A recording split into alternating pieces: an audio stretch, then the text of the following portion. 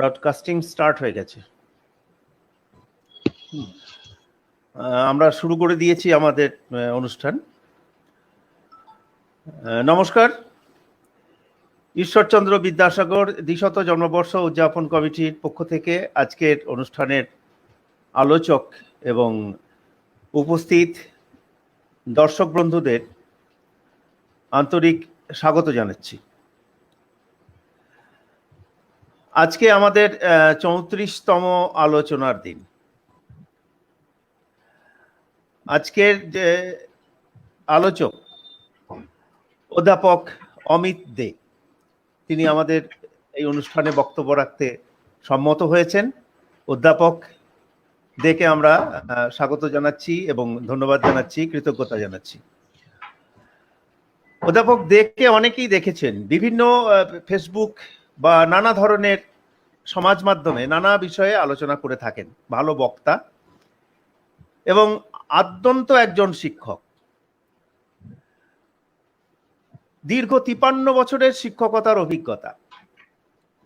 প্রাথমিক বিদ্যালয় থেকে বিশ্ববিদ্যালয় স্তর পর্যন্ত তার পড়ানোর অভিজ্ঞতা আছে। নানা জায়গায় তিনি পড়ান। আল-আমিন মিশন সহ নানা প্রতিষ্ঠানের সঙ্গে তিনি যুক্ত। আলিয়া বিশ্ববিদ্যালয়ে তিনি পড়ান। সেই সঙ্গে অন্য নানা কাজে তিনি যুক্ত আছেন।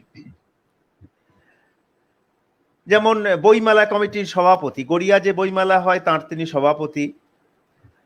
WBCS এর যারা পরীক্ষার্থী তাদের তিনি কোচিং দেন। এছাড়া ইত্যাদি নানা ধরনের সামাজিক কাজ, এমনকি সাক্ষরতার কাজের সঙ্গেও তিনি যুক্ত আছেন।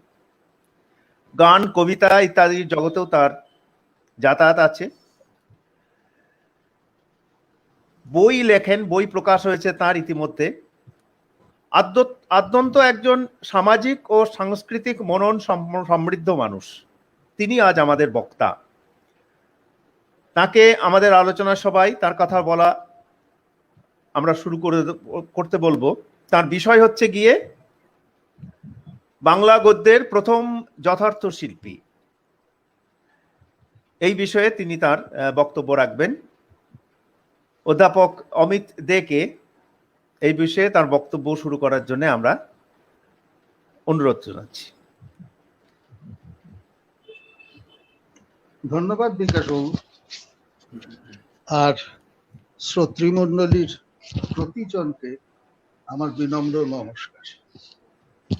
বিকাশবাবু যে একটা সংক্ষিপ্ত পরিচিতি দিলেন, তার মধ্যে আমার একটি শব্দ স্বপ্নের মতো, এই আদ্যন্ত শিক্ষক। কিন্তু আমার বিশ্বাস, জানেন, যথার্থ শিক্ষক হয়ে ওঠাটা একটা জীবনপট, যাত্রাপথ। প্রতিদিন আরেকটু বেশি করে বোধহয় ভালো শিক্ষক হতে হয়।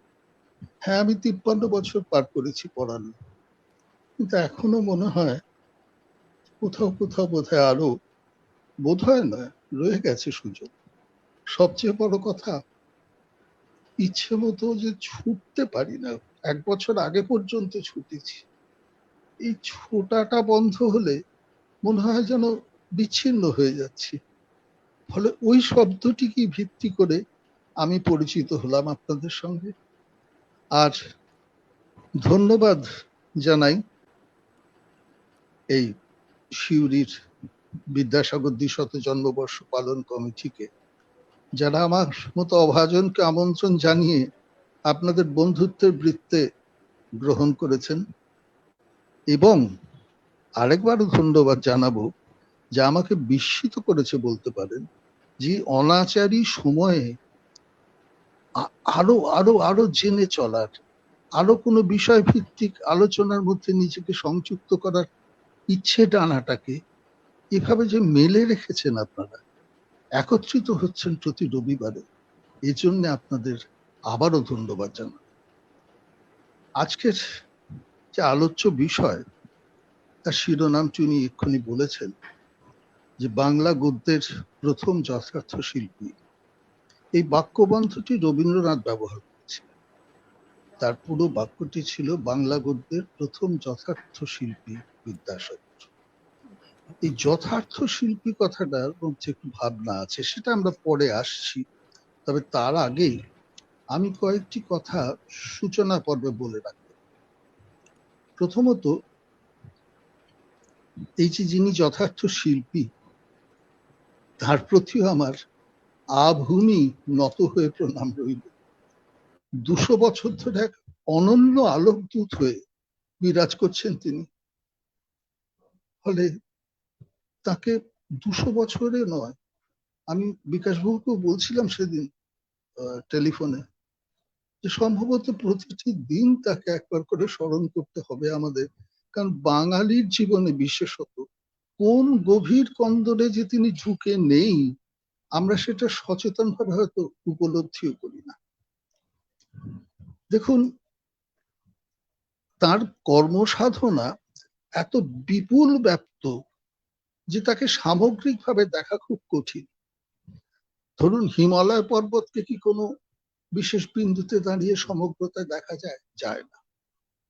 সেই দেখতে হলে অনেকটা উঁচুতে উঠতে হয়।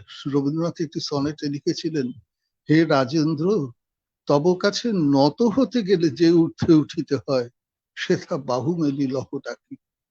তো সেই আমরা ওই কথাটুকুই বলতে চাই যে তব কাছে নত হতে গেলে যে ঊর্ধ্বে উঠিতে হয়, সে ঊর্ধ্বায়িত হওয়ায় সক্ষম আমরা বোধহয় নই, আমাদের সে সক্ষমতা নেই।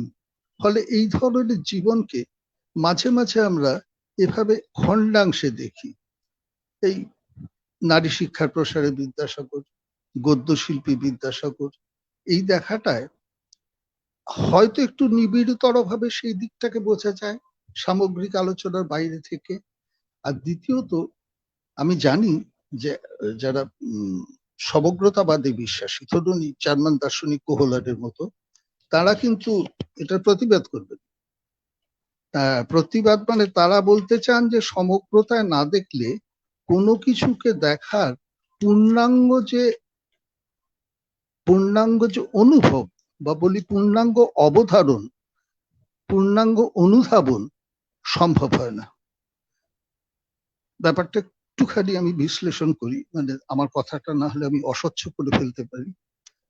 ধরুন, আপনি একটা ছবি দেখছেন, যে ছবিটির দূর দিগন্তে রয়েছে কাঞ্চনজঙ্ঘা, আপনি রয়েছেন তার মুখোমুখি একটি উপত্যকা ভূমিতে। সেই উপত্যকায় একটি পাইন গাছ রয়েছে, সেই পাইন গাছে একটি রংবাহারি পাখি বসে রয়েছে, আর নিচে দিয়ে তিস্তা বয়ে যাচ্ছে। এই সামগ্রিকভাবে তিস্তা, কাঞ্চনজঙ্ঘা, পাইন গাছ, উপত্যকা, পাখি, সবটা মিলিয়ে আমার কাছে যে দৃশ্যটির পূর্ণাঙ্গতা, সেটা যদি আলাদাভাবে একটা পাইন গাছের ছবি, একটা কাঞ্চনজঙ্ঘার ছবি, একটা পাখির ছবি করে দেখানো হয়, সেই প্রভাব, সেই অবধারণ কিন্তু আমাদের ঘটবে না। এরা গেস্টালবাদী, কিন্তু কথাটিকে অস্বীকার না করেও বলছি, এই ধরনের মহতি জীবনকে আবার এই খণ্ডাংশে তন্ন তন্ন করে খুঁজে সেগুলোকে যদি মনের মধ্যে সামগ্রিকতায় বিধারণ করতে পারি, সেটা বোধহয় আমাদের পক্ষে সুবিধা হয়। তবে জানেন, আমি আরেকটা কথা শুরুতেই বলে রাখি, যে আমার বিশ্বাস, যেই যাকে বলা হচ্ছে প্রথম যথার্থ শিল্পী গদ্য ভাষার, বাংলা গদ্য ভাষার, তিনি কিন্তু সাহিত্য সৃষ্টির প্রাণনায় নয়, আমার মনে হয় সমাজ সংস্কারের প্রেরণাতে কলম ধারণ করেছিলেন। তিনি তো মূলত সমাজ সংস্কারক। সেই সমাজ সংস্কারের পূর্ণাঙ্গ গতি দিতে হলে, বা আমি বলতে চাইছি তাকে গতিশীল করে তুলতে হলে, তিনি বুঝেছিলেন যে ভাষার উন্নয়ন সম্ভব। আসলে এদেশের যাপন পদ্ধতিকে তিনি সর্বাঙ্গীনভাবে যেভাবে উন্নত করতে চেয়েছিলেন, তার তিনি জীবনকে উৎসর্গ করেছিলেন সে কাজে। সেই সাধনায় ভাষাকে ভাবনা বহনে সক্ষম করে তোলা খুব জরুরি ছিল। বিবেকানন্দের কথাটা খুব সুন্দর করে বলেছেন তার লেখা বাংলা ভাষা নামে একটি প্রবন্ধে। সেখানে তিনি বলছেন যে ভাষা হলো কোনো জাতির উন্নতির প্রধান লক্ষণ। কেন বলছেন কথাটা? যে ভাষা ভাবনার সূক্ষ্মতাকে যত বেশি করে প্রকাশে সক্ষম হয়, আরেকজনের কাছে পৌঁছে দিতে, বহন করতে সেই ভাবনার সূক্ষ্মতাকে সক্ষম হয়, সেই জাতির ভাবনার সূক্ষ্মতা ভাষা ছাড়া কখনো আসতে পারে না। আমরা যদি একটু ভেবে দেখি, আমরা এমন কিচ্ছু ভাবতে পারবো না যাকে আমরা ভাষায় ধরতে পারবো না। ভাষা ছাড়া আমি চিন্তায় অক্ষম। এটা কিন্তু মানুষের ক্ষেত্রে সর্বাত্মক সত্যি। এমনকি সে কারণেই এই ভাষার অভিজ্ঞতায় থাকে না বলে আমরা আজগুবি কিছুও ভাবতে পারি না। আপনি আজগুবি কিছু বলতে আপনি ভাবতে পারেন যে কেন আমরা তো পক্ষীরা ঝোলা ভাবি, কিংবা সুকুমাররা তো হাঁসঝাড়ু ভেবেছেন, ঠিক কথা। কিন্তু আমি ঘোড়াও দেখেছি, পাখিও দেখেছি, পাখির ডানাটা ঘোড়ার শরীরে জুড়ে নিয়েছি, হাঁসও দেখেছি, সজারুও দেখেছি। শিল্প অঙ্গনে সেই দুই বিপরীতকে মিলিয়েছি বিশেষ উদ্দেশ্যে, সেটা সম্ভব। কিন্তু অভিজ্ঞতার জগতের বাইরে আমার মানে মানুষের অভিজ্ঞতার জগতের বাইরে কোনো কিছু ভাবনা আমি সক্ষম হব না, কারণ তাকে প্রকাশ করার যোগ্য কোনো শব্দ নেই। অতএব ভাষাবিহীন চিন্তা হয় না। আর সেই বিখ্যাত উক্তি, আমি চিন্তাশীল তাই আমি অস্তিত্ববান। এই যে আমার সমগ্র অস্তিত্বটার অর্থপূর্ণ হচ্ছে কিন্তু আমি চিন্তায় সক্ষম সে কারণে। এখন চিন্তায় সক্ষমতার জন্য ভাষার উন্নয়ন দরকার। সে ভাষা তো এমনিতেই কম পড়ে। মানে আমার দুটো কথা মনে পড়ছে, একটা রবীন্দ্রনাথের একটা কবিতার লাইন, যে মানুষ খুঁজিছে কথা খুঁজে খুঁজে, কোকিল যেমন পঞ্চমে কুজে মাগিছে উচ্চ সুর, কিছু খুঁচাইব প্রকাশের ব্যথা। এই যে কথাটা, মানুষ কথা খুঁজে খুঁজে ফিরছে। রবীন্দ্রনাথের মতো যার কলমের ডগায় সরস্বতী, তাকে প্রায় 70 বছর বয়সে একটি গানের প্রথম লাইনে লিখতে হয়, আমি কেমন করিয়া জানাবো আমার জুড়ালো হৃদয় জুড়ালো। আমার হৃদয় জুড়িয়েছে, সেটা কতখানি জুড়িয়েছে, কত গভীর ভাবে, কত ব্যাপ্তি নিয়ে জুড়িয়েছে, প্রকাশ করার যোগ্য শব্দ তিনি খুঁজে পাচ্ছেন না। আর তাছাড়া প্রায় 70-71 বছরে ধৈর্যটি প্রসাদকে তিনি একটি চিঠি লেখেন, যার মধ্যে একটি বাক্য ছিল যে শব্দের প্রকাশ ক্ষমতায় আমার সংশয় জন্মে গেছে। ভেবে দেখুন, এই সময় দুটো কথা বলছি, হয়তো প্রসঙ্গ থেকে সরে গেলাম, কিন্তু প্রসঙ্গের সঙ্গে দূরতর সংযোগ আছে। একটা হচ্ছে, এই সময় তিনি ছবি আঁকা শুরু করেন। তাহলে কি বাক্যের প্রকাশ ক্ষমতায় সংশয় কমছে বলে অন্যতর মাধ্যমে যাচ্ছেন? তার ভাষায় আমার শেষ বয়সের নতুন খেলনা। আর সেই একই সঙ্গে আরেকটি কাজ শুরু করেন, সেটা হচ্ছে যে তিনি যে একটা কবিতা লেখেন, কবিতাটা আমার যতদূর মনে পড়ছে রোগশয্যায় বা আরোগ্য কাব্যগ্রন্থে আছে। কবিতাটার নাম হচ্ছে আগডুম বাগডুম ঘোড়ার ডুম সাজে, যেখানে উনি বলছেন একটা অদ্ভুত বিচিত্র কল্পনা, যে শব্দগুলো সব বিদ্রোহী হয়েছে। তিনি কল্পনা করছেন তাদের গায়ে যে আমরা অর্থের আবরণটা লাগিয়ে দিয়েছি। আমি বলেছি শোনো তুমি গাছ, এই অর্থের আবরণটা লাগিয়ে দিয়েছি, তারা সে আবরণ ছিঁড়ে ফেলেছে, ছিঁড়ে খুঁড়ে ফেলে তারা এখন বাতাসে ডানা মেলেছে। মানুষ অসহায়, কিছু প্রকাশ করতে পারছে না। তাহলে ভাবুন যে আমাদের জীবনে কল্পনাটি ভারী ভারী অদ্ভুত, ভারী বিচিত্র, কোনো সন্দেহ নেই। এটার অন্যতর দিক থেকে ভাবতে হয়, কিন্তু তাহলে ভাষা সমস্যায় আমার চলে যেতে হবে, আমি যাচ্ছি না। তবে একটা কথা বলি, যেটা আমার বিদ্যাসাগর প্রসঙ্গ লাগবে। এই যে গাছ বললাম, এটা কিন্তু একটা চিহ্ন এবং চিহ্নিত শব্দকে, মানে সিগনিফাইড অ্যান্ড সিগনিফায়ার কে বোঝায়। হ্যাঁ, গাছ শব্দটাকে আমি আর আপনি যদি ঠিক করে নিই যে শুনুন, আমরা দুষ্টুমি করে কাল থেকে গাছকে সবাই হজবরল। আমি যদি বলি জানেন তো, আসার পথে একটা হজবরলের নিচে একটু দাঁড়ালাম, আপনিও বুঝতে পারবেন, আমিও বুঝতে পারবো, বাকিরা হয়তো পারবেন না। তাহলে এটা কিন্তু বিশেষ কিছু না। কিন্তু এই শব্দটা একটা ভাষায় আরো কত গভীরতর, নিবিড়তর, ব্যাপকতর অর্থে ব্যবহার হচ্ছে, তার উপর একটা ভাষা সমৃদ্ধি দাঁড়িয়ে থাকে। আমি যখন বলছি এটা বটগাছ, বেশ ভালো কথা, কিন্তু আমি যদি বলি আমার বাবা পরিবারের মাথায় একটা বটগাছ ছিল, বটগাছ হয়েছিলেন, সেখানে কিন্তু বটগাছ শব্দটা অন্যতর ব্যঞ্জনায় ব্যবহৃত হচ্ছে। আমাকে আমার মা বলতেন ছোটবেলায়, তোর পায়ে কি কাক বাঁধা আছে, এত ছুটে বেড়াস কেন? পায়ে কাক বাঁধা। দেখুন শব্দটা কিন্তু কোন ব্যঞ্জনায় যাচ্ছে। এটা যে ভাষায় যত সমৃদ্ধ হয়, সে ভাষা কিন্তু শব্দ সংখ্যা 50,000 হোক আর 50 লাখ হোক, ভাবনা প্রকাশে অনেক বেশি সক্ষম হয়। যাই হোক, বিদ্যাসাগরের ক্ষেত্রে এই ভাষার গড়নটা দেওয়া সেই কারণেই খুব জরুরি ছিল, নইলে তার যে মূল উদ্দেশ্যটা শিক্ষা প্রচার এবং শিক্ষাকে আন্তর্জাতিকভাবে গ্রহণ করা, যিনি নতুন মানে শিক্ষা ব্যবস্থা বলবো না, যখন ওই সেই অনুদানটা দেওয়া হবে ঠিক করা হলো চার্লস উডের সময়ের পর 1854, তখন কিন্তু তিনিই বলেছিলেন যে বেদান্ত ভ্রান্ত দর্শন, যুক্তিবাদী পাশ্চাত্য দর্শনকে দেশে পড়ানো হোক, এবং সে সঙ্গে ভারতীয় দর্শনও থাক, ছাত্ররা কোনটা ঠিক গ্রহণ করে দেবে।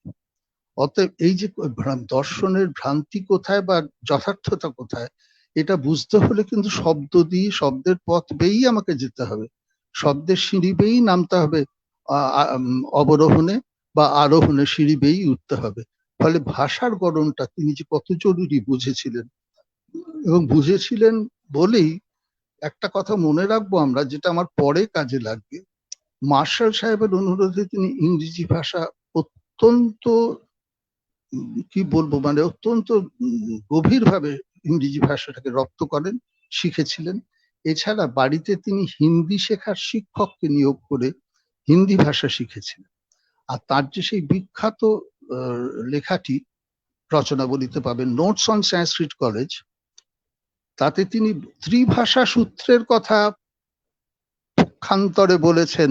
কিরকম একটা প্যারাগ্রাফ আছে সেখানে, তিনি বলছেন যে আমার কলেজে ছাত্রদের আমি ইংরেজি এবং সংস্কৃত দুটি সমান্তরাল ভাবে শেখাবো। তার কারণ ইংরেজি ভাষা তারা শিখবে দেশ বিদেশের জ্ঞান আহরণ করার জন্য, এবং সেই জ্ঞানকে আহরণ শুধু করে লাভ নেই যতক্ষণ না সেটা তার স্বদেশবাসীর কাছে পৌঁছচ্ছে। সেটা পৌঁছে দিতে গেলে তার লাগবে বাংলা ভাষায় দখল, আর বাংলা ভাষায় দখলকে গভীর করতে হলে প্রয়োজন সংস্কৃতের জ্ঞান। অতএব আমার ছাত্ররা সংস্কৃত এবং ইংরেজি সমান্তরাল ভাবে শিখবে। তিনি কিন্তু সংস্কৃত, ইংরেজি, বাংলা তিনটে ভাষার কথা বললেন, এবং নিজে 4টে ভাষা শিখেছিলেন। বাংলা ছেড়ে দিন, সংস্কৃত তো মহান পণ্ডিত, এছাড়া ইংরেজি এবং হিন্দিটাও শিখেছিলেন, এবং তার ভাষা চর্চার সূচনা অনুবাদ দিয়েই বলা যায় হিন্দি থেকে, সেটা আমরা আসবো পরে। সুতরাং ভাষাটার রদবদল বা ভাষার যে নতুন গড়নদান, সেটা কত জরুরি ছিল এটা বুঝে সমাজ সংস্কারক বিদ্যাসাগর কলম নিয়ে ভাষা চর্চায় মেতে ওঠেন, এটা আমার মনে হয়। আর একটা কথা, এটা আমার ব্যক্তিগত কথা বলতে পারেন, যে ওই যে 9 বছর বয়সে বীরসিংহ গ্রাম থেকে বাবার হাত ধরে কলকাতায় এলেন, আমার কেন জানি না এই যাত্রাটাকে মনে হয় বাংলা ও বাঙালির আধুনিকতার পথে যাত্রার প্রতীক। একদম বিদ্যাসাগর এগোচ্ছেন, বালক বিদ্যাসাগর, তিনি আসছেন, তরুণ হচ্ছেন, যুবক হচ্ছেন, প্রৌঢ় হচ্ছেন, বাংলা আধুনিকতার পথে আরো এগোচ্ছে। মানে তারই আশাটা বস্তুত বাংলার আধুনিকতার বোধহয় প্রতীকী একটা ঘটনা। আর আরেকটা কথা আমি বলে মূল বিষয়ে ঢুকবো, তবে সেটা কতটা সুযোগ সময় আছে আমি জানি না, আমাদের ব্যস্ততাও থাকে। সেটা হচ্ছে যে যদি এই বক্তব্যের শেষাংশে আমরা চাই, আমি অন্তত চাই, যে আপনারা যদি কোনো সংযোজনা আনেন তাতে আমি ঋদ্ধ হব, আমারও অনেক সমৃদ্ধি ঘটবে আর কি। সে তার জন্য আমি চেষ্টা করবো মিনিট 10, মিনিট 15 ছেড়ে রাখার, সময় বেশি নেব না। যাই হোক, আমি মূল বিষয়ে আসছি। জানি না এসে গেছি হয়তো কথা বলতে বলতে। আর দয়া করে এটাকে না ওই বক্তৃতা গোছের কিছু ভাববেন না, এটা কিন্তু একেবারে আমি গল্প করছি, দেখছেন তো নানান বিষয়, নানা গল্প কিভাবে চলে আসছে আমার কথার মধ্যে দিয়ে, সেইভাবেই দেখবেন। যে কারণে বলছি আপনাদেরও গল্প শুনতে ইচ্ছে করে আমার। তো প্রথম যেটা বলতে চাই আমরা সবাই জানি যে বাংলা ভাষার প্রথম নিদর্শন পেয়েছি আমরা 10ম শতাব্দী। সেটা চর্যাচর্য বিনিশ্চয়, সেটা কবিতা, গীতি কবিতা বলতে পারেন। আর একটা মজা দেখবেন, পৃথিবীর সমস্ত ভাষার সাহিত্যের সূচনা ঘটেছে কিন্তু কবিতা দিয়ে, গদ্য দিয়ে নয়। কেন? কাজী আব্দুল ওদুদ সাহেব এর একটা কারণ দেখাচ্ছেন তার সাহিত্য সঙ্গ নামে একটি বইতে।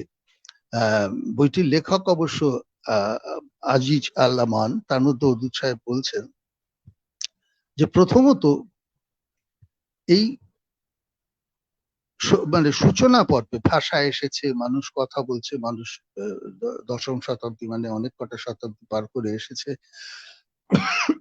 তখনও পর্যন্ত কিন্তু মানুষের মধ্যে আবেগটা বেশি ক্রিয়াশীল থাকে, বিস্ময়বোধটা বেশি ক্রিয়াশীল থাকে জ্ঞানের স্বল্পতার জন্য।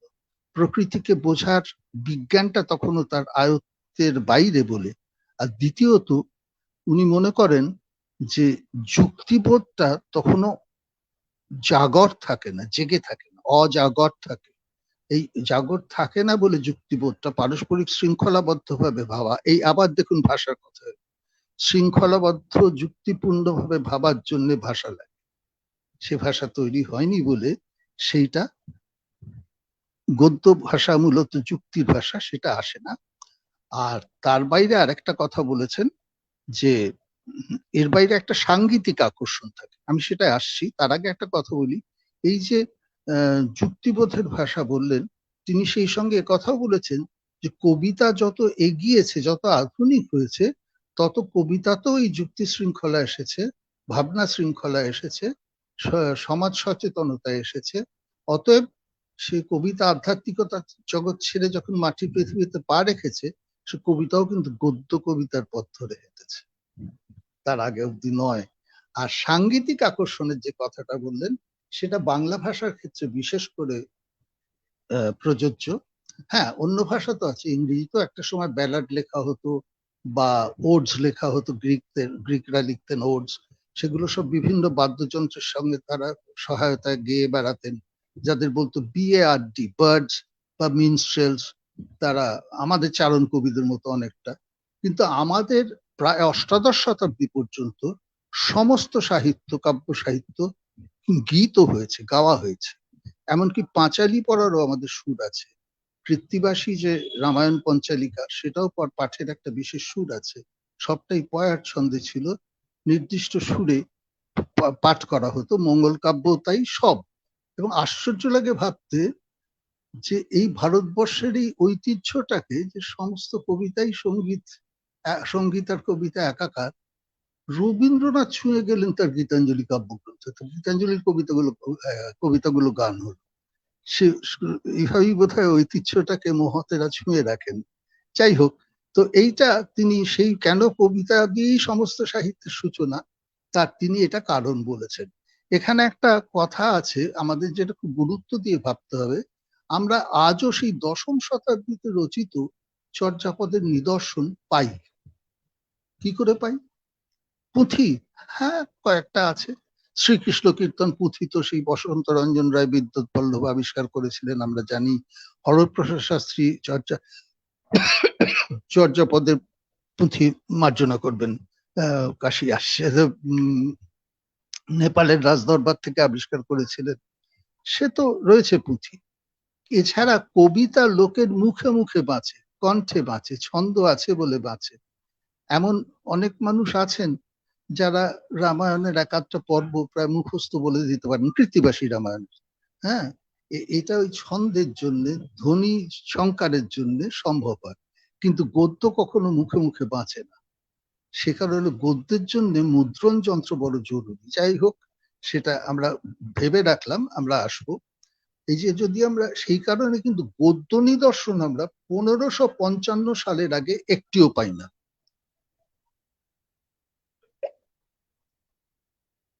তার মানে কি তার আগে কেউ গদ্য লেখেননি? এ কথা তো বিশ্বাস করা যায় না। আমি গদ্য সাহিত্য বলছি, কিন্তু গদ্য তো লিখেছেন, চিঠিপত্র তো লিখেছেন, দলিল দস্তাবেজ তো লিখেছেন, গদ্য ভাষায় তো নিত্য জীবনের কথা বলেছেন।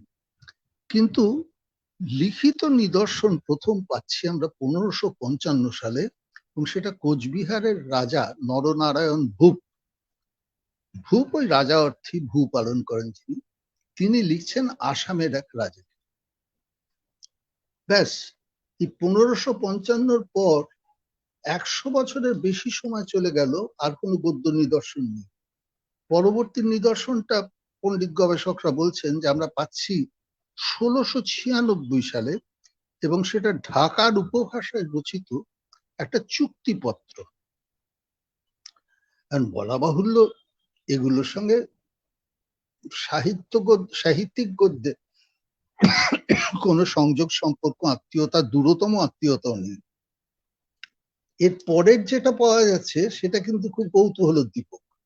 সেটা একটা দলিল, সেটা হচ্ছে বৈষ্ণবদের যে পরকীয়া তত্ত্ব, সেই বিষয়ে স্বকীয়া ও পরকীয়া নায়িকা বিষয়ক একটা বিতর্ক। সেই বিতর্কে অংশ নিয়েছিলেন শ্রী কৃষ্ণদেব ভট্টাচার্য, তিনি বাংলার বাইরে থেকে এসেছিলেন, আর আচার্য রাধামোহন ঠাকুর। এটা মোটামুটি 1731-32 খ্রিস্টাব্দ নাগাদ পাওয়া যায়। এবং মজা হচ্ছে, এই বিতর্কে জয়ী হয়েছিলেন রাধামোহন ঠাকুর, এবং শোনা যায় তারপর একটি শ্রীকৃষ্ণ ভট্টাচার্য তার শিষ্যত্ব গ্রহণ করেন। যাকে সেই দলিলটা পাওয়া যাচ্ছে। তো এখানে কি দার্শনিক বা দর্শন ভিত্তিক বিতর্কের প্রথম নিদর্শন হিসেবে গণ্য করা যেতে পারে? এর বাইরে সমসময় গদ্যপদ্য মিশিয়ে, ঠিক গদ্যপদ্য মিশিয়ে যা লেখা হয় তাকে সংস্কৃত পণ্ডিতরা বলেন চম্পু কাব্য, কিন্তু এগুলো ঠিক চম্পু কাব্য নয়। এটা গদ্যপদ্য মিশিয়ে কর্চা জাতীয় কিছু রচনা এই সময় হদিশ পাওয়া যায়। এগুলোর রচয়িতা ছিলেন বৈষ্ণব সাধকেরা। তো কিরকম ছিল কর্চাগুলো? প্রশ্নোত্তরে রচিত। আমি একটি সংক্ষিপ্ত, আপনাদের অতি সংক্ষিপ্ত ভাবে শোনাচ্ছি। তুমি কোন জীব? আমি তটস্থ জীব। থাকো কোথায়? ভান্ডে। এই ধরনের এই প্রশ্নোত্তর ধাঁচে লেখা যে গ্রন্থটি, গ্রন্থ বলবো না, কর্চাগুলি, আমার না কিরকম মনে হয় যে খানিকটা যেন সক্রেটিক ডায়ালগের কথা মনে পড়ায় আমাদের। যদিও সক্রেটিক ডায়ালগের বিশিষ্টতা ছিল তার সব উত্তর আসবে হ্যাঁ বা না দিয়ে, এটা তা নয়। কিন্তু এখানে আরেকটা জিনিসও চোখে পড়ার, যে সামান্য হলেও একটু দেহতত্ত্বের আধ্যাত্মিক চিন্তা যেন আসছে। কোথায় থাকো? ভান্ডে। এই ভাণ্ডটা দেহ ভাণ্ড, তাই বোঝাচ্ছেন আমার ধারণা। তো এই দেহ ভাণ্ডে প্রাণ রয়েছে, তটস্থ জীব, আমি তটে দাঁড়িয়েছি, কখন কি হবে জানি না। এই ভাবনাগুলো কিন্তু জীবন মৃত্যুর অনিশ্চয়তা, ভাণ্ডে রয়েছে এমন এক জীব, এগুলো ভাবছেন তারা। কিন্তু ওই ভাষা, তাদের ভাষা কম পড়িয়াছে, ডুকরি গাইনে যেমন রাজকন্যা কম পড়িয়াছে। এর বাইরে সহজিয়া সাধক যারা, তাদের কিছু গদ্য রচনার নিদর্শন পাওয়া যায়। আর হ্যাঁ, আরেকটা বলতে হবে, সুনীতি কুমার চট্টোপাধ্যায় আচার্য, তিনি ব্রিটিশ মিউজিয়ামে বিক্রমাদিত্য বিষয়ক একটি রচনার সন্ধান দিয়েছিলেন। এর পরের যে পর্যায়টা, সেটাতে আমি সংক্ষিপ্ত করব, সেটাই আমি খুব বিশদে যাব না। তার একটাই কারণ বিশদে না যাওয়া, যে এটা আমাদের সকলের জানা। সেটা হচ্ছে ওই শ্রীরামপুর পর্তুগিজদের আগমন এবং Serampore mission, Baptist mission, Carey, Marshman Ward, চুঁচড়ো উইলকিনসন, এদের যে ভূমিকা, তারাই প্রথম grammar of the Bengali language চুঁচড়ো থেকে ছাপেন। তারপর তো 1801-এ বাইবেল ছাপা হলো। এই ছাপা হলো, এইখানটাকে আমি গুরুত্ব দেবো। আমি কেরি, মার্শম্যান ওয়ার্ডের ভূমিকাতে কিন্তু খুব বিশদ করছি না, কারণ পুনরুক্তি হয়ে যাবে। এটাতে আমাদের অজানা কোনো তথ্য হয়তো নেই, আমরা সবই জানি, লিপিমালার কথাও জানি, সবটাই। তবে একটা গুরুত্বপূর্ণ বিষয়ের উল্লেখ করতে হবে, সেটা হচ্ছে এই বাংলা মুদ্রণ যন্ত্রের আবিষ্কার ও প্রতিষ্ঠা। এইটা কিন্তু গদ্য ভাষার রক্ষণাবেক্ষণে এবং তাকে স্থায়িত্ব দেওয়ার ক্ষেত্রে অভাবিত ভূমিকা পালন করেছে, যার জন্য এর পরের থেকে গদ্যের নিদর্শনগুলো আমাদের সহজলভ্য হয়ে গেছে। এটার প্রায় পূর্ণ কৃতিত্বই পঞ্চানন কর্মকার বলে এক জিরাটবাসী, হুগলির জিরাট বলাগড় অঞ্চলে তার বাড়ি ছিল। সেইখান থেকে তিনি হেস্টিংস এর অনুরোধে কলকাতায় একটা ওই ওদের ফাউন্ড্রি, যেখানে অক্ষরগুলো হরফের কি বলে ওটাকে, টাইপ গুলো যেখানে তৈরি হয় আর কি, সেখানে চাকরি করতেন। আর 1799 নাগাদ তার সাথে কেরির সংযোগ হয়। 1800-তে ফোর্ট উইলিয়াম কলেজ প্রতিষ্ঠিত হয়। এই কেরির সংযোগে 1799-তেই তিনি মুদ্রণ যন্ত্র স্থাপন করতে সক্ষম হন। আর বাইবেলের অনুবাদ হয় 1801-এ। দেখুন, ঠিক তার পরপরই। যদিও একটা মত আছে, ওই যে চুঁচড়োয় যেটা ছাপা হয়েছিল সেটা নাকি 1779-তে। তো সেখানে কিন্তু বাংলার কিছু উদাহরণ থাকলেও সম্পূর্ণ বাংলা টিপোগ্রাফি, বাংলা টাইপ, বাংলা হরফ সেখানে ছিল না। এই পঞ্চানন কর্মকার পরবর্তীকালে তার যখন বয়স হয়ে যায়, তার জামাই ছিলেন মনোহর আর তার দৌহিত্র কৃষ্ণনাথ। এদের কাছে সব তার জ্ঞান বিদ্যা যা জানতেন তিনি তাদের কাছে দান করে দিয়ে যান। এবং এই দান করে দিয়ে যান এবং তারা এটাকে এগিয়ে নিয়েও গিয়েছিলেন অনেকটা। এরম শ্রীরামপুর বটতলায় তারা একটা, যতদূর মনে পড়ছে আমার, অধর প্রকাশন বা এরকম কিছু একটা নাম দিয়ে, অধর ছাপাখানা এরকম কিছু, অধর শব্দটা ছিল, একটা প্রেস করেন। এবং এই নিয়ে অনেক মতভেদ থাকলেও কেউ কেউ মনে করেন কিন্তু যে বিদ্যাসাগরের বর্ণ পরিচয়ের প্রথম বইটি, প্রথম প্রকাশটা ওইখান থেকেই ছাপা হয়েছিল। এটা আমি জোর দিয়ে বলতে পারছি না। পরে তো বিদ্যাসাগর নিজেই স্বয়ং প্রেস করেছিলেন, সে গল্প, সে কাহিনী আমরা জানি। কিন্তু এই মুদ্রণ যন্ত্রটা আমাদের কাছে একটা ভীষণ গুরুত্বপূর্ণ বিষয় হয়ে রয়ে গেল।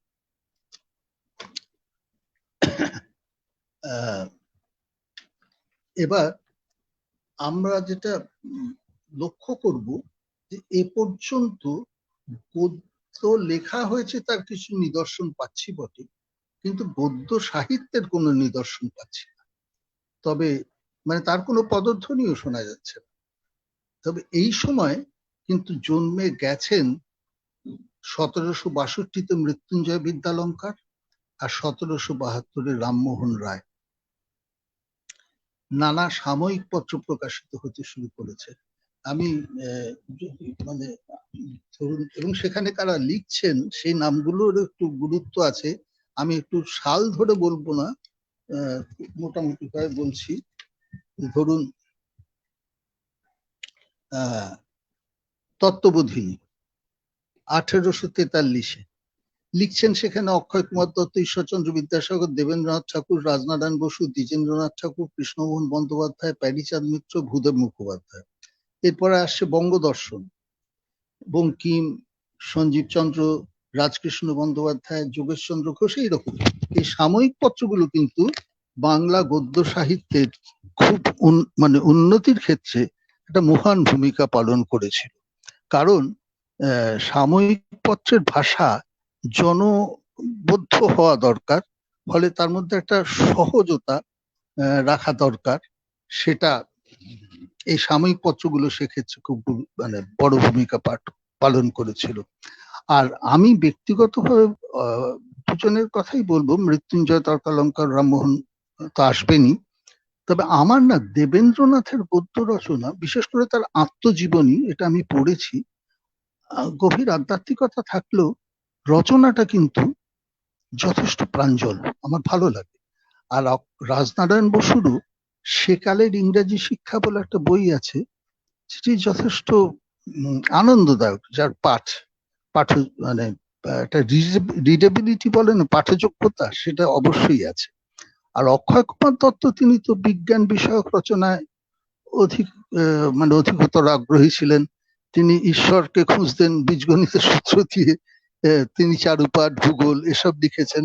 সেখানে তার ভূমিকাটা অসামান্য, কিন্তু তারও সাহিত্য নয়। তবে এই তত্ত্ববোধিনীর পাতাটি তিনি কিন্তু প্রথম পল্লী গ্রামস্থ প্রজাতিকে দুরবস্থা বর্ণন বলে প্রবন্ধ লেখেন, যেখানে চাষিরা কিভাবে নিপীড়িত, নির্যাতিত, শোষিত হয় তার এক জ্বলন্ত নিদর্শন তুলে ধরেছিলেন। তো যাই হোক, তাহলে ভাষায় প্রাঞ্জলতা এলো, সহজতা এলো, রামমোহন এলেন, মৃত্যুঞ্জয় বিদ্যালঙ্কার এলেন, তাদের ভূমিকাকে আমরা মনে রাখছি। কিন্তু একটা কথা এখানে বলার আছে, ধরুন রামমোহনের ভাষা সম্পর্কে আমি একটু পড়ে শোনাই দুটি সামান্য অংশ। আমি রামমোহনের গদ্যকে বস্তুত দুটো ভাগে ভাগ করা হয়, একটা বলা হয় সরল রীতি আর একটা সাধারণ রীতি।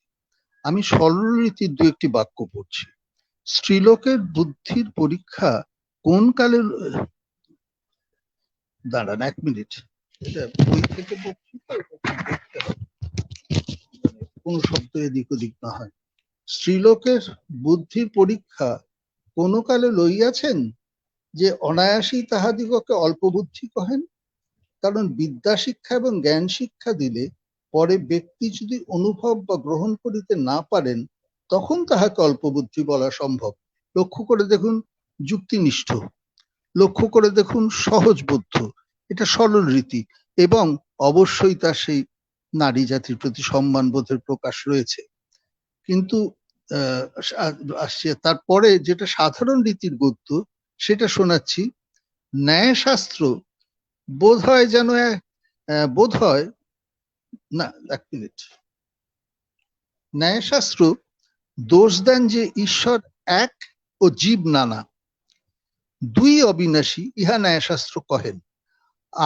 আর দিক, কাল, আকাশ, অনু ইহারা নিত্য ও সমবায় সম্বন্ধে কৃতি ঈশ্বরের কাছে। এটা খুব সুবোধ্য কি নয় বোধহয়। এখানে কিন্তু ফলে রামমোহনের গদ্যের শিল্পরূপ থাকতে পারে, এটা গঠন সৌষ্ঠব অবশ্যই আগের যুগের তুলনায় অনেক উন্নত। আসলে তার সম্পর্কে না ঈশ্বরগুপ্ত এবং মোহিতলাল দুটি কথা বলেছিলেন, যেটা তার গদ্যকে খুব সুন্দর করে বোঝাবে আমার ধারণা।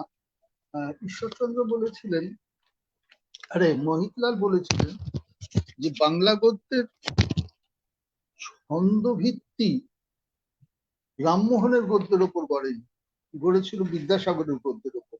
তো যেটা আপনাদের বলছিলাম যে ঈশ্বরচন্দ্র গুপ্তের কথাটি আপনাদের আমি শোনাতে চাই, যেটা রামমোহনের গদ্য সম্পর্কে উনি বলেছেন, সেটা কিন্তু বেশ সুন্দর, কথাটা পরিষ্কার কথা। হ্যাঁ, উনি বলছেন দেওয়ানজি জলের ন্যায় সহজ ভাষা লিখিতেন, তাহাতে কোনো বিচার ও বিবাদ ঘটিত বিষয় লেখায়, পুরনো বই তো, দেওয়ানজি জলের ন্যায় সহজ ভাষা লিখতেন, তাহাতে কোনো বিচার বা বিবাদ ঘটিত বিষয় লেখার রসের অভিপ্রায় ও ভাব সকল অতি সহজে স্পষ্ট রূপে প্রকাশ পাইত। এই জন্য পাঠকরা অনায়াসেই হৃদয়ঙ্গম করিতেন। কিন্তু সে লেখায় শব্দের বিশেষ পারিপাট্য বা তাদৃশ নিষ্ঠতা ছিল। এ কথা বলছেন ঈশ্বরচন্দ্র গুপ্ত। এই কথাটা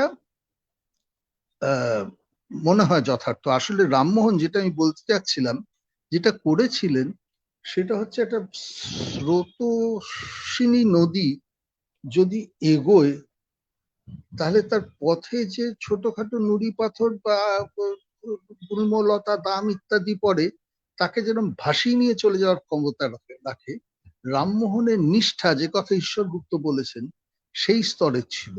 ফলে সমকালীন গদ্য ভাষার এই বাধাগুলোকে তিনি ভাসিয়ে নিয়ে চলে গিয়েছিলেন, কিন্তু গদ্যকে একটা গতি দিয়েছিলেন, গদ্যকে ওই সুবদ্ধ কিছু দূর অব্দি করেছিলেন, সেটা সাধারণ রীতির, এই সরল রীতির ক্ষেত্রে।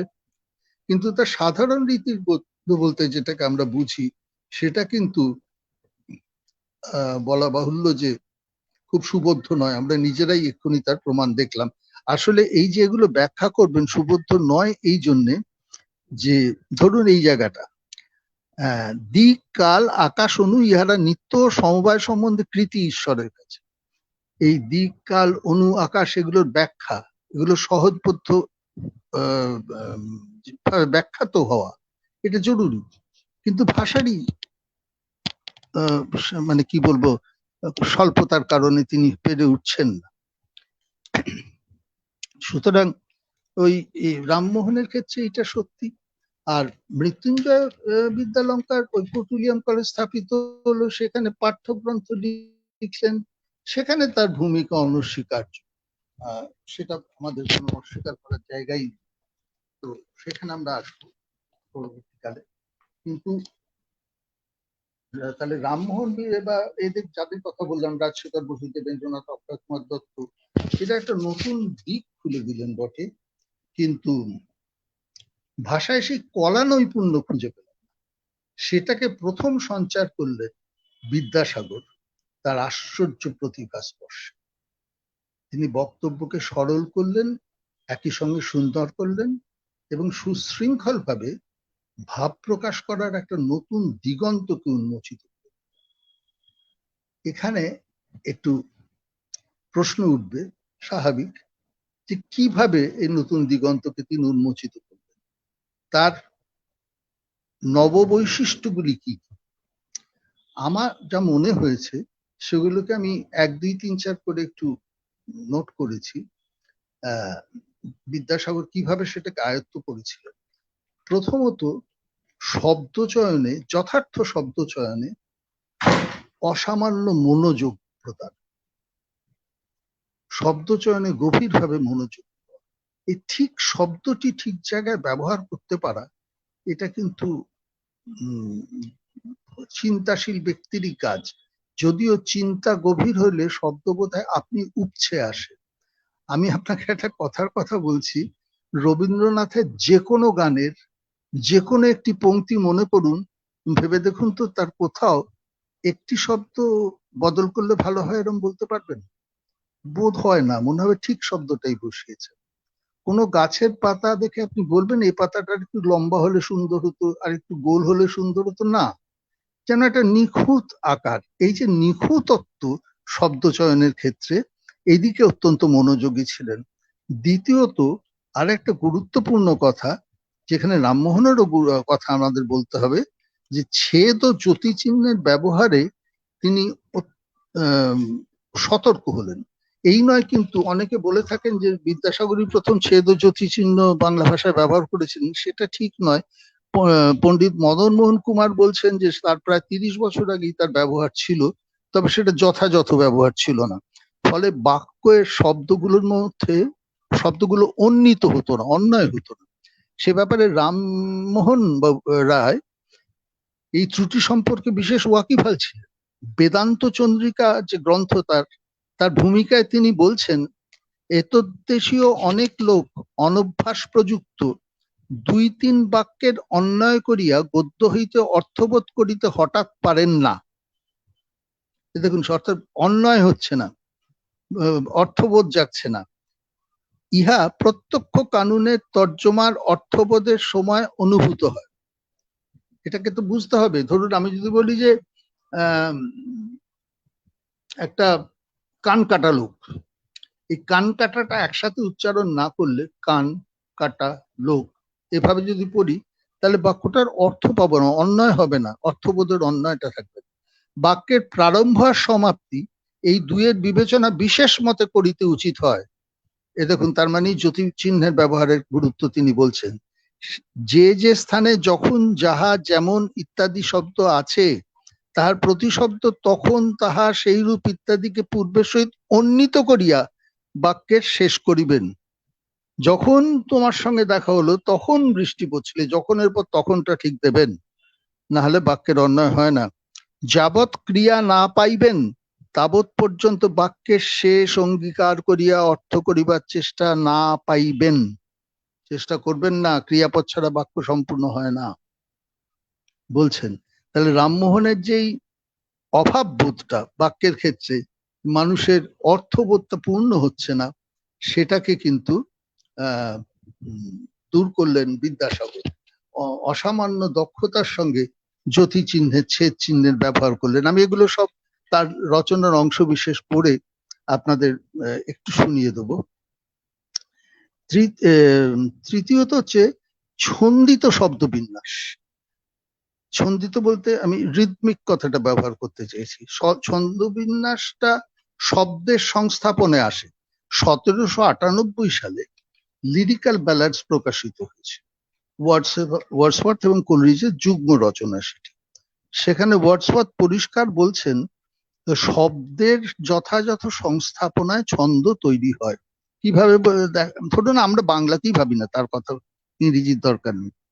ধরুন আমি যদি বলি চিমনিতে আগুন নেই দেখে গিন্নি রেগে খুন হয়ে যাচ্ছেন, আমি এই শব্দগুলো নিয়ে একটা বাক্য বলছি। আর একটা বাক্য, চিমনিতে নেই আগুন দেখে গিন্নি রেগে খুন, শুধু শব্দের সংস্থাপনটা বদলে দিয়েছি, দেখুন ছন্দ তৈরি হয়ে গেছে।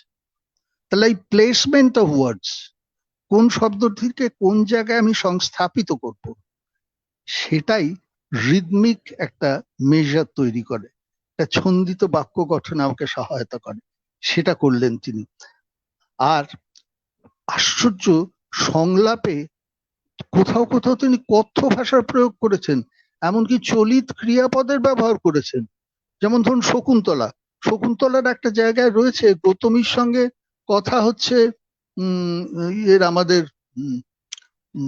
শকুন্তলার সঙ্গে গৌতমীর কথা হচ্ছে, সেখানে আপনাকে কথাগুলো আমি পড়ে শোনাচ্ছি। বলছেন, শুনিলাম আজ তোমার বড় অসুখ হইয়াছিল, অসুখ হইয়াছিল, এইখানে কিন্তু চলিত ক্রিয়াপদ নয়।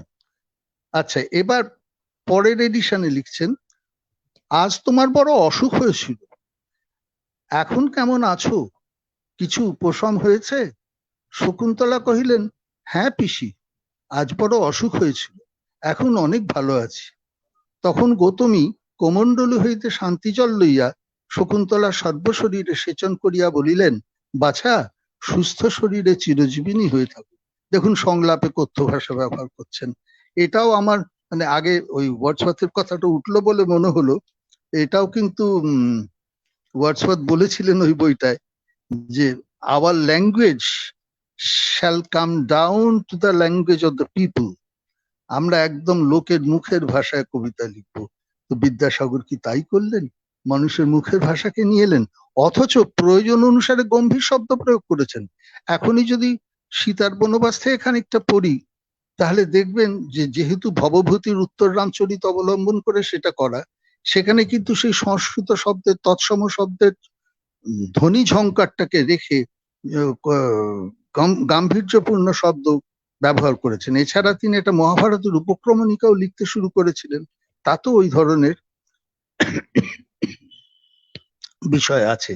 আর আমরা আগে একবার বলেছিলাম যে তিনি নিজে হিন্দি এবং ইংরেজি ভাষা শিখেছিলেন। এই শেখার ফলে তার এবং তার সঙ্গে আরেকটা জিনিস, মানে আমি বলতে চাইছি শেখার ফলে ওই দুই ভাষা সাহিত্যের সঙ্গে তার পরিচয় ঘটেছিল। আর তিনি ছিলেন, আমরা জানি যে প্রাতিষ্ঠানিক যে প্রথা তার বিরোধী, একটা সংস্কার মুক্ত মনোভাব ছিল তার। ফলে তিনি কিন্তু সর্বদাই সেই সংস্কার মুক্ত মনোভাবে ভাষাকে এগিয়ে নিয়ে গেছেন। মানে আমি কেন বলতে চাইছি, তিনি যে অনুবাদগুলো করেছেন সেই ভাষায় দেখবেন ইংরেজি যে শেক্সপিয়ারের কমেডি অফ এরার্স, ভ্রান্তিবিলাস, নাটকে করেননি, কিন্তু সেগুলোর যে অনুবাদ আছে, আমি বারবার উদাহরণ দিচ্ছি বলে আমি হয়তো আপনাদের বিরক্ত লাগবে আর দিচ্ছি না, সেটা দেখবেন যে কি সহজ প্রাঞ্জলতা, মানে প্রাঞ্জল ভাষায় সেটা এগিয়েছে। প্রাঞ্জলতা, প্রসাদ গুণ, পরিমিতি বোধ, যেটা ইংরেজির গঠনে ভীষণ ভাবে থাকে, স্বচ্ছ চলন, আর তার সাথে অদ্ভুত দক্ষতায় মিশিয়ে দিয়েছেন সংস্কৃতের শিল্পমণ্ডিত ধ্বনি ঝংকার। একদিকে সংস্কৃতের সেই শিল্প শ্রী বলছি আমি, শ্রীময়তা, আরেকদিকে ইংরেজির পরিমিতিবোধ, তার সাথে প্রসাদ গুণ, প্রাঞ্জলতা, এগুলোকে মিলিয়ে তার নিজস্ব স্টাইলটাকে তিনি গড়ে তুলেছিলেন। এর কোনো তুলনা নেই। আর তার প্রথম রচনা বেতাল পঞ্চবিংশতি, সেটা তো হিন্দি বেতাল পাঁচিশির অনুবাদ। তাহলে অনুবাদের ক্ষেত্রেও কিন্তু আমাদের অগ্রদূত বিদ্যাসাগর, অনুবাদের একটা আদর্শ তিনি স্থাপন করে গেছেন, যেখানে তিনি দেখাচ্ছেন যে অনুবাদ কিন্তু হুবহু ভাষান্তর নয়, আমাকে আমার দেশের পারিপার্শ্বিকের সঙ্গে মিলিয়ে, আমার দেশের জীবনযাপনের সঙ্গে মিলিয়ে বিষয়টিকে আনতে হবে। যেটা আমরা সর্বদা আমাদের যেসব ছাত্ররা অনুবাদ শেখে তাদের বলে থাকি। অস্কার ওয়াইল্ড বলতেন যে if the translation is loyal, it is not beautiful, and if it is beautiful, it is not loyal. বিশ্বস্ত হলে অনুবাদ সুন্দর হবে, আর সুন্দর হলে ওই পরের ভাষার বিশ্বস্ততাটাকে ত্যাগ করো। তার গঠনটা নয়, প্রত্যেক ভাষার নিজস্ব চলন থাকে। একটা ছোট্ট বাক্য, আই শ্যাল গো হোম, আমি যাব বাড়িতে, বাংলায় যদি অনুবাদ করি লোকে হাসবে। আমরা কখনো সাবজেক্টের পরে ভার্বকে বসাই না। আমরা আমি বাড়ি যাব, তো কোথায় যাব সেটা আগে আসছে, ভার্ব আসছে শেষে, যাব। ফলে আমার চলনের সঙ্গে মিলিয়ে করতে হবে। এই দৃষ্টিভঙ্গি যেটা অস্কার ওয়াইল্ড ঊনবিংশ শতাব্দীতে বলছে, সেটা কিন্তু বিদ্যাসাগর তার সমসময়ে বলে গেছেন। ফলে ওই প্রতিভা স্পর্শ আর কি। আমার এত কথা বলার প্রয়োজন হবে না, শুধু একটা মজার কথা বলি যে এক পণ্ডিত সুকুমার সেন লিখেছেন, তিনি বলেছেন এক অজ্ঞাতনামা পণ্ডিত, তিনি নাকি বিদ্যাসাগরের লেখা শুনে বলেছিলেন ছাই লিখেছে, এই যে সব বোঝা যায়। মজার কথাটা বুঝুন, আমরা তো ওইটা কি তার প্রশংসা বাক্য বলে গ্রহণ করছি, সব বোঝা যায়, প্রাঞ্জল। হ্যাঁ, পণ্ডিত বলছেন এই আবার কি ছাই লিখেছে, সব বোঝা যায়, মানে কঠিন নয় তো, আগে তো কঠিন ছিল সব। আমি একটা সমধর্মী গল্প বলি, মানে লোভ সামলাতে পারছি না।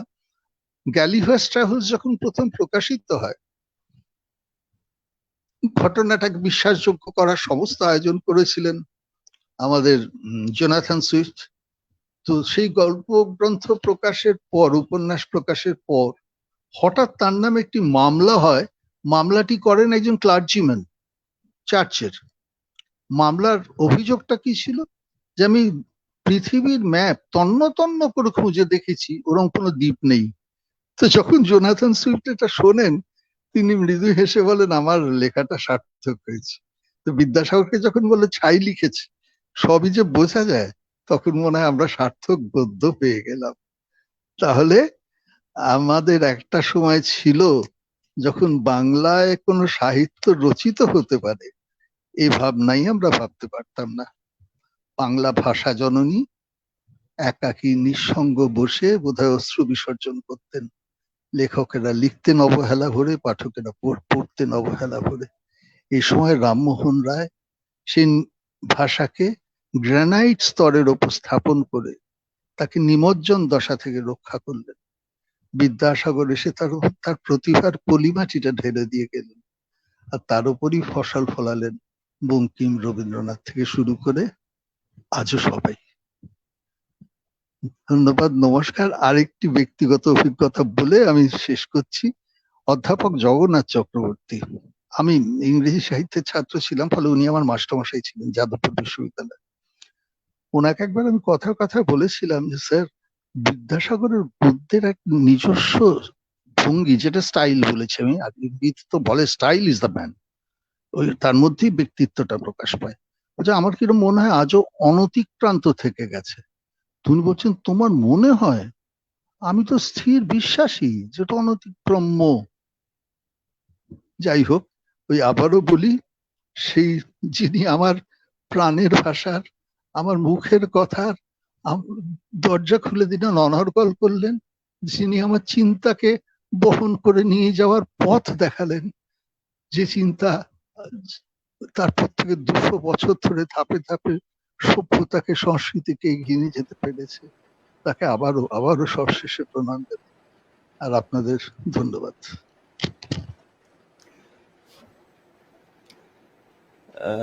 খুব সুন্দর বললেন অধ্যাপক অমিত দে। প্রথমেই বলার সময় বলেছেন যে যদি কারোর কিছু যোগ করার থাকে, অক্লেশে যোগ করতে পারেন। এই বিষয়ের সঙ্গে নতুন কোনো ভাবনা থাকলে তারা লিখে দিতে পারেন এখানে। আমরা এখানে সেটা স্ক্রিনে আমরা দেখিয়ে দিতে পারবো হ্যাঁ, যে আপনি কি বললেন, কি যোগ করলেন, এবং সেটা অমিতবাবু তার বক্তব্যের সঙ্গে যুক্ত করে নেবেন যদি সেরকম কারোর বলার থাকে।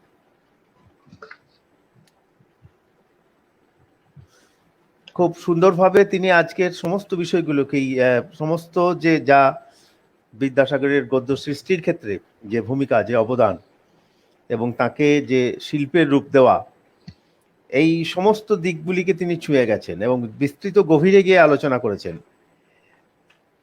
এর সঙ্গেও যদি আরো কিছু ভাবনা আপনাদের থাকে, আমাদের দর্শক সাধারণের থাকে, দর্শক বন্ধুদের থাকে, আপনারা যুক্ত করতে পারেন অনায়াসে আজকে এই আলোচনার সঙ্গে। তার সে বক্তব্যকেও যুক্ত করা হবে, তার ভাবনাকেও আমরা যুক্ত করে নেব লিখিতভাবে। এবং খুব সুন্দরভাবে যে সমস্ত ধারাগুলি কি বলেছেন, যে শেষের যে পয়েন্টটা তিনি বললেন সেটা যে বিদ্যাসাগরকে আমরা তার নিজস্ব যে ভাবনায় খুঁজে পাই, তার যে রীতিটা, যেটা তিনি খুব বললেন যে তার নিজস্ব যে স্টাইলটাকে ধরা যায়। অনেকে এটা বলে থাকেন যে সেভাবে বিদ্যাসাগর তো কোনো সাহিত্য সৃষ্টি করেননি, এই যে জায়গাটাই অনেক ক্ষেত্রে বলা হয়, কিন্তু সেখানে উনি কেটে তারপরে বললেন যে না, সেই যুক্তিতে তিনি সরিয়ে দিয়েছেন। প্লাস আরো যে কথাটা বলেছেন যে তার নিজস্ব একটা স্টাইল আছে, যে শেষের যে পয়েন্টটা তিনি বললেন, যেটাতে আমরা সাধারণত প্রায় প্রভাবতী সম্ভাষণে তার যে বর্ণনা, এইখানে আমি একটু একটা কথা এখানেও যোগ থাকে। করব বিকাশ বাবু, আপনাকে হ্যাঁ, বাধা দিচ্ছি না। এই প্রভাবতী সম্ভাষণের ব্যাপারটা আমার মাথায় ছিল। প্রভাবতী সম্ভাষণ একেবারে পার্সোনাল এসে, চার্লস ল্যাম্বের যে নাম এসেস অব ইলায়া, সেই ধরনের ব্যক্তিগত প্রবন্ধ, যেটা কিন্তু মানে তার আগে বাংলা সাহিত্যে ছিল না, কিন্তু যেখানে তিনি এক্ষুনি আপনি বলছিলেন তেমন সাহিত্য সৃষ্টি করেননি। ধরুন আমি যদি বলি যে আমার খুব কষ্ট হচ্ছে, এটা কিন্তু সাহিত্য হবে না, কিন্তু আমার কোনো কষ্টকে আমি সর্বজনীনতায় যদি পৌঁছে দিতে পারি, সেটা যদি সকলের কষ্ট হয়ে ওঠে, তখন সেটা সাহিত্য হয়।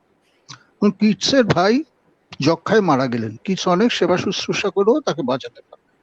তিনি যদি লিখতেন নাইটিঙ্গেলে যে আমার ভাই মারা গেছে, দুঃখের ব্যাপার, কিন্তু উনি লিখলেন আমি দেখেছি এই পৃথিবীতে কিভাবে যৌবন ক্রমশ বিবর্ণ হয়, বিশীর্ণ হয়, ঝরে যায়। ব্যাস, কথাটা সর্বজনীনতা পেল। এই প্রভাবতী সম্ভাষণে কিন্তু তার ব্যক্তিগত বেদনাকে, হাহাকারকে তিনি সর্বজনীনতা দিতে পেরেছেন, যেটা শিল্পীরাই পারে। সবার সঙ্গে ভাগ ধন্যবাদ। করে নিয়েছেন তিনি তার সেই শক্তিটাকে। এরকম যেমন তার বিদ্যাসাগর নিজের যে চরিত্র লিখেছিলেন, তিনি বিদ্যাসাগর চরিত্র লেখার ক্ষেত্রে তার যে নিজের যে আত্মচরিত্র লেখার ক্ষেত্রে তার যে লেখার যে স্টাইলটা যে শেষে আপনি বললেন, এটা খুবই সুন্দর। যে এখানেও অদ্ভুত রকম ভাবে এটা অনেকে আলোচনা করেছেন, এমনকি রবীন্দ্রনাথও তিনি উল্লেখ করেছেন অনেক ক্ষেত্রে এই জায়গাটাই, যে বিদ্যাসাগরের যে তার নিজস্ব আত্মচরিত্র লেখার যে স্টাইল, সেটাতে তার যে মুন্সিয়ানা, সেটাকে খুব সুন্দরভাবে ধরা যায় সেই সময়ে। যদি ঠিক আছে, মনে হচ্ছে কেউ কিছু বলবেন না। না, আরেকটা জিনিস, তখনকার যে ব্যঙ্গাত্মক লেখার ক্ষেত্রেও হ্যাঁ, ওগুলো তার তো যে সমান ভারী সার। সমান দক্ষতা ছিল। অল্প হইল, অতি অল্প হইল, কশ্চিৎ ভাই ভাইপোষ্য নিবেদন। হ্যাঁ, রত্ন পরীক্ষা, ব্রজবিলাস, হ্যাঁ হ্যাঁ, আমি এই যে সব জায়গাগুলো, উল্লেখ করতে বিশাল সাহিত্য। হ্যাঁ ঠিকই হয় সেটা। যাই হোক, এতক্ষণ আমরা যে আলোচনা শুনলাম, হ্যাঁ বলুন, আর কিছু যুক্ত করবেন বলুন। না না, যুক্ত না, আমি ওইটি বলছিলাম যে আমি তার বিশিষ্টতা জ্ঞাপক যে রচনাগুলো আছে সেগুলোকে তুলেছি। তবে আপনি ঠিকই বলেছেন, যদিও এগুলো প্যাম্পলেট জাতীয় রচনা, কিন্তু রামমোহন রায়ও কিন্তু সেই যুগে এগুলো প্রচার করার জন্য এই ধরনের লেখা লিখেছিলেন, এটা দরকার ছিল, বিদ্যাসাগরও করেছিলেন। যাই হোক, বলুন। আচ্ছা বিকাশ বাবু, আমি তো আর কাউকে পাচ্ছি না। না সেভাবে আর সে, হ্যাঁ বলুন। না, আমি বলছি আমাকে একটা কথা বলুন। আপনি শ্রোতা হিসেবে ছিলেন, আরো অনেকে ছিলেন, আপনাকে তাই আমি শুনতে পাবো যে আপনার কাছে ব্যাপারটা পৌঁছেছে? আমি কোথাও অসৎ হ্যাঁ, থাকি তো, সেটা বলি আমি কোথাও পরিষ্কার। বলছি হ্যাঁ, মানে আমি বোঝাতে পারি। না খুব সুন্দর। আমরা এতক্ষণ ধরে যে আলোচনা আমরা শুনলাম, অধ্যাপক অমিত দে বাংলা গদ্য সাহিত্যের প্রথম যথার্থ শিল্পী, এই যে জায়গাটা তিনি উল্লেখ করেছেন এবং আমাদের কাছে বিস্তৃতভাবে উপমা সহ খুব গভীরভাবে এবং উপভোগ্য যে উপস্থাপনা, এটা আমরা খুব উপভোগ করেছি সবাই বলে আমার মনে হয়। ফলে আজকে আমাদের তিনি সময় দিয়েছেন, এই বক্তব্য রেখেছেন সুন্দরভাবে, এই জন্যে ঈশ্বরচন্দ্র বিদ্যাসাগর দ্বিশত জন্মবর্ষ উদযাপন কমিটি বীরভূমের পক্ষ থেকে তাকে ধন্যবাদ জানাচ্ছি, কৃতজ্ঞতা জানাচ্ছি আজকের এই অনুষ্ঠানে অংশগ্রহণ করার জন্যে। এবং এতক্ষণ ধরে আমাদের যে দর্শক বন্ধুরা ছিলেন এবং এই বক্তব্যগুলো শুনলেন, তাদের সবাইকে ধন্যবাদ জানাচ্ছি, নমস্কার জানাচ্ছি এবং কৃতজ্ঞতা জানিয়ে আজকের এই বক্তব্য, এই অনুষ্ঠান আমরা এখানেই শেষ করছি।